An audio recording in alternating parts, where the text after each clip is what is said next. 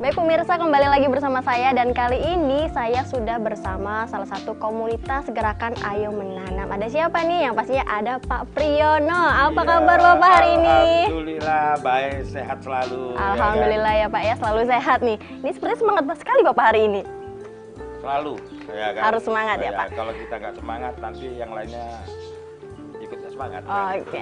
Nah Pak, kalau tadi ini kan Pak, saya sudah berkeliling-keliling nih sama Pak Budi ya mengenai tabu lampot. Nah untuk pandangan Bapak sendiri gimana nih Pak khas tabu lampot ini Pak? Tabu lampot ini saya pikir suatu bukan yang hal baru ya, sebenarnya sudah lama tapi masih jarang dikenal sama orang ya. Padahal tabu lampot itu mempunyai banyak kelebihan loh sebenarnya kan. Apalagi kita pertama untuk tabu lampot kita tidak perlu lahan yang luas ya kan, artinya bisa memanfaatkan lahan sempit nih kayak gini yang di kota-kota nih bisa nanam. Habis itu masa berbuahnya juga di tabu lampot lebih cepat loh Kak, dibandingkan kita dengan yang ada di tanah. Itu tabu lampot dia lebih cepat untuk masa berbuahnya, terus lebih hemat air, tidak perlu lahan yang luas. Banyak sekali lah manfaat di tabu lampot juga.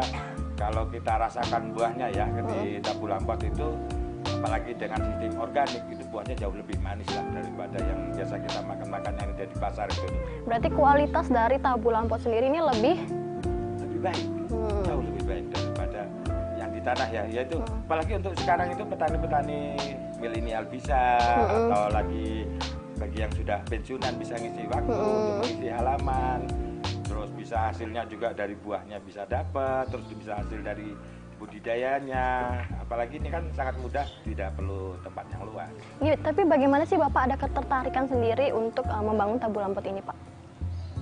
Ya itu, sekarang apalagi pemerintah lagi gencar-gencarnya untuk ketahanan pangan, untuk bebas stunting. Ini kan sangat penting sekali untuk program pemerintah. Kita kan sering makan karbohidrat ya kemungkinan, tapi kan kita masih jarang tuh masyarakat yang makan buah-buahan. Nah kalau ini kan selain halaman jadi hijau, kita juga bisa makan buah tuh setiap hari, tinggal pilih mau ditanam ada jambu yang siap. Tapi ya saya pikir untuk tabu lampot cari tanaman yang mudah berbuah dan buahnya sepanjang tahun.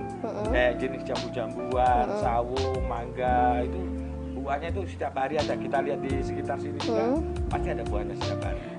Oke baik ya Pak, tahan dulu dan pemirsa kita akan kembali setelah yang satu ini.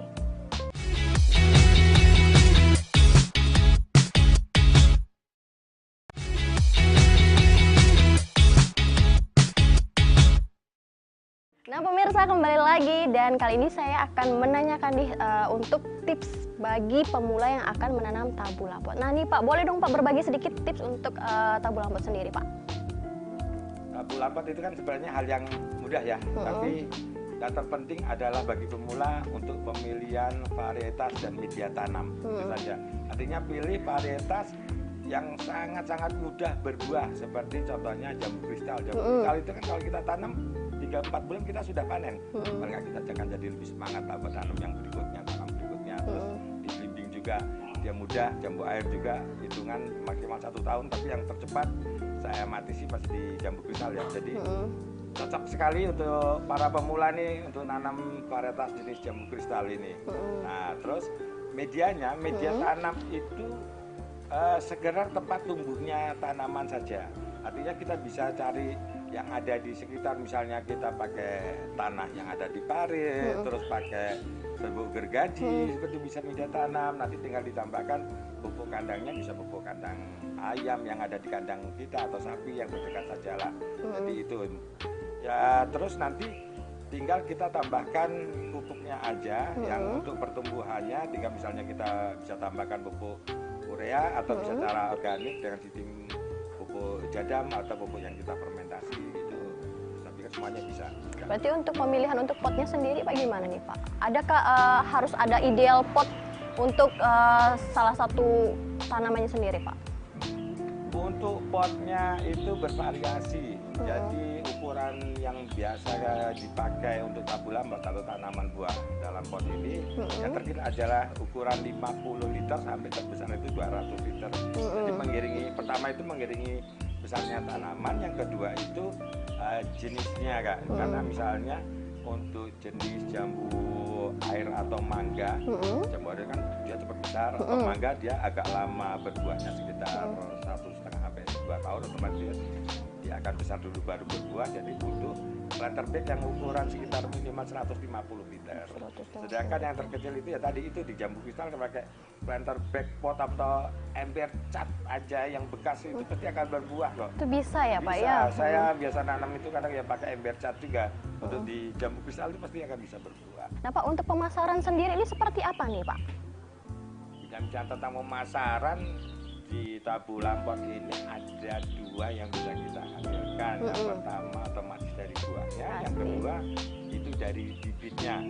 Tapi kebanyakan untuk yang di Kota Pontianak, karena kita cuma skalanya kecil di halaman, itu buahnya banyak dimakan sendiri. Beda konsumsi sendiri ya, beda dengan di Jawa yang mereka bikin Tabu Lampot itu bisa luasan 1,5 hektar gitu kan. Kemarin saya lihat yang di belakang bandara di Jogja itu dia nanam jambu madu deli di Tabu Lampot, tapi jumlahnya dibuat dan itu dijual. Tapi kalau di sini belum sampai ke taraf itu, masih untuk sekitar isi halaman.